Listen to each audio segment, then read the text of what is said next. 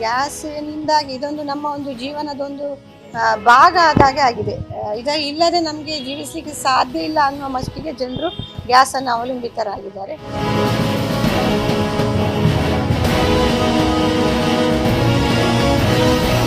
ಈಗ ನಮಗೆ ಹೋಟ್ಲು ಬಂದ್ ಮಾಡಿದರೆ ನೌಕರರಿಗೆ ಏನು ಮಾಡುವಾಗಿಲ್ಲ, ಅವರು ಕೂಡ ಖಾಲಿ ಇರ್ತಾರೆ, ಅವರಿಗೆ ಹೋಗುವ ಸಂಬಳ ಕೂಡ ವ್ಯತ್ಯಯ ಆಗ್ತದೆ. ನಮ್ಮ ಭಾರತ ದೇಶದಲ್ಲಿ ಅನೇಕ ಮಂದಿ ಹೋಟೆಲ್ ಉದ್ಯಮವನ್ನು ಅವಲಂಬನೆ ಮಾಡಿಕೊಂಡಿದ್ದಾರೆ. ಸಾವಿರಾರು ಮಂದಿ ಮಿಡ್ಲ್ ಕ್ಲಾಸ್ ಬಡ ಕುಟುಂಬದವರು ಕೂಡ ಅಲ್ಲಲ್ಲಿ ಚಿಕ್ಕ ಚಿಕ್ಕ ಪುಟ್ಟ ಪುಟ್ಟ ಕ್ಯಾಂಟೀನ್ ಇಟ್ಟು ಕ್ಯಾಂಟೀನಲ್ಲೇ ಜೀವನ ಸಾಗಿಸುವ ತುಂಬ ಮಂದಿ ಇದ್ದಾರೆ. ಮಿಡ್ಲ್ ಕ್ಲಾಸ್ ಬಡವರೆಲ್ಲ ಅವರಿಗೆ ಇದರಿಂದ ತುಂಬ ತೊಂದರೆ ಆಗ್ತದೆ. ನಾವು ಎಲ್ರಿಗೂ ಎಲ್ಲ ರೀತಿಯ ತೊಂದರೆ. ಆದರೆ ಈ ಇದರಲ್ಲಿ ಗ್ಯಾಸ್ ಇಲ್ಲ ಅಂತ ಹೇಳಿದರೆ ಅನೇಕ ಬಡ ಕುಟುಂಬ, ಮಿಡ್ಲ್ ಕ್ಲಾಸ್ ಕುಟುಂಬ, ಕ್ಯಾಂಟೀನ್ ನಡೆಸೋ ಕುಟುಂಬ ಮತ್ತು ನೌಕರರು ಕೂಡ, ಈಗ ನಮಗೆ ಹೋಟ್ಲು ಬಂದ್ ಮಾಡಿದರೆ ನೌಕರರಿಗೆ ಏನು ಮಾಡುವಾಗಿಲ್ಲ, ಅವರು ಕೂಡ ಖಾಲಿ ಇರ್ತಾರೆ, ಅವರಿಗೆ ಹೋಗುವ ಸಂಬಳ ಕೂಡ ವ್ಯತ್ಯಯ ಆಗ್ತದೆ. ಈ ರೀತಿ ಈ ಮಟ್ಟಕ್ಕೆ ಹೋದಾಗ ನಾವು ಅದನ್ನು ಕೂಡ ಜನರ ಬಳಿ ಏನು ಹೇಳಲಿಕ್ಕೆ ಉತ್ತರ ಇಲ್ಲದ ಒಂದು ನಿರುತ್ತರವಾಗಿ ನಾವು ಇರ್ತೇವೆ. ಅದಕ್ಕೋಸ್ಕರ ಇದನ್ನು ಕೂಡಲೇ ಪರಿಹಾರ ಪಡಿಸಬೇಕು ಅಂತ ನಮ್ಮ ವಿನಂತಿ.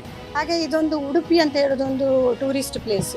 ಈ ನಿಟ್ಟಿನಲ್ಲಿ ನಮ್ಮಲ್ಲಿ ಟೂರಿಸ್ಟ್ಗಳು ಬೇರೆ ಬೇರೆ ಕಡೆಯಿಂದ ಬರ್ತಾರೆ. ಅವರಿಗೆ ಹೋಟೆಲನ್ನೇ ಅವಲಂಬಿಸಿರ್ತಾರೆ. ಅವರೇನು ಅಡಿಗೆ ತಗೊಂಡು ಬರಲಿಕ್ಕೆ ಸಾಧ್ಯ ಇಲ್ಲ. ಆದ ಕಾರಣ ಅವರು ಹೋಟೆಲ್ ಅವಲಂಬಿಸಿರುವಾಗ ಅವರಿಗೆ ಇದೊಂದು ಹೋಟೆಲ್ ಅಂತ ಹೇಳೋದೊಂದು ನಮ್ಮ ಒಂದು ರುಟೀನಲ್ಲಿ ಒಂದು ಅವರಿಗೆ ಊಟ ತಿಂಡಿ ಸೌಲಭ್ಯ ಸಿಗ್ತದೆ ಅಂತ ಕಾರಣದಲ್ಲಿ ಅವರು ಬೇರೆ ಬೇರೆ ಊರಿಂದ ಟ್ರಾವೆಲ್ ಮಾಡ್ಕೊಂಡು ಬರ್ತಾರೆ. ಈ ಒಂದು ಹೋಟೆಲಲ್ಲಿ ಈ ರೀತಿ ಗ್ಯಾಸ್ನ ಅಭಾವ ಇದೆ, ಹೋಟೆಲ್ಗಳು ನಡೆಸ್ತಾ ಇಲ್ಲ ಅಂತ ಹೇಳುವಾಗ ಟೂರಿಸ್ಟ್ಗಳು ಬರುವ ಸಂಖ್ಯೆಯೂ ಕಮ್ಮಿ ಆಗ್ತದೆ. ಹಾಗೆಯೇ ಈಗೊಂದು ಯಾತ್ರಾ ಸ್ಥಳ ಹೇಳುವಾಗ ಉಡುಪಿ ಕೃಷ್ಣ ಮಠ ಅಂತ ಪರಿಸರಕ್ಕೂ ಬರುವ ಜನರು ಕಮ್ಮಿ ಆಗ್ತಾರೆ. ಈ ಪ್ರವಾಸೋದ್ಯಮವೂ ಕುಂಠಿತವಾಗ್ತದೆ ಅಂತೇಳಿ ನನ್ನ ಅನಿಸಿಕೆ. ಇದರೊಂದಿಗೆ ಮಹಿಳೆಯರಿಗೆ ತುಂಬ ಕಷ್ಟನೇ ಆಗ್ತದೆ. ಯಾಕಂತೇಳಿದರೆ ಮಹಿಳೆಯರು ಬೆಳಿಗ್ಗೆ ಎದ್ದ ಕೂಡಲೇ ಅಡಿಗೆ ಕೋಣೆಯಲ್ಲಿ ತಮ್ಮ ಒಂದು ಸ್ಟಾರ್ಟಿಂಗನ್ನು ಅಡಿಗೆ ಕೋಣೆಯಲ್ಲೇ ಆರಂಭ ಮಾಡ್ತಾರೆ. ಈ ನಿಟ್ಟಿನಲ್ಲಿ ಗ್ಯಾಸ್ ಇಲ್ಲ ಅಂತ ಹೇಳುವಾಗ ಅದನ್ನು ಸ್ವಲ್ಪ ಖರ್ಚು ಮಾಡಬೇಕು, ಚೂರು ಇದಾಗಿ ಮಾಡಲಿಕ್ಕೆ ತುಂಬ ಕಷ್ಟ. ಯಾಕಂತೇಳಿದರೆ ಈ ಹಿಂದೆ ಒಲೆ ಇಟ್ಟಿಗೆ ಇದರಲ್ಲೆಲ್ಲ ಕೆಲಸ ಮಾಡ್ತಿದ್ರು. ಈಗ ಎಲ್ಲರೂ ಗ್ಯಾಸನ್ನೇ ಅವಲಂಬಿಸಿದ್ದಾರೆ.